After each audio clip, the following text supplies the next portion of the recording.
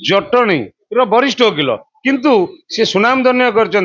Bhubaneswar court रे आउ high court रे विभिन्न स्थान ना रही से जनक कई नुहति आम पाखे अच्छा सी परिचय प्रदान करेंगे आउ भुवनेश्वर आउ गोटे अवार्ड भी मिली से संपर्क से सूचना देवे। मो जीवन 38 वर्ष वकिलाती भितर मो जीवन सबुठु गर्व और गौरवर विषय यही जे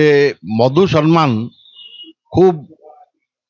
बाछी बाछी किसी लोक दि जाए जहाँटा कि भुवनेश्वर बार सबुठारु सम्मानस्पद सम्मान एणु मते काली भुवनेश्वर बार एसोसिएशन तरफ मधु सम्मान रे सम्मानित करा जाइथिवारु मु भुवनेश्वर बार एसोसिएशन प्रति निजर कृतज्ञता प्रकाश करुछि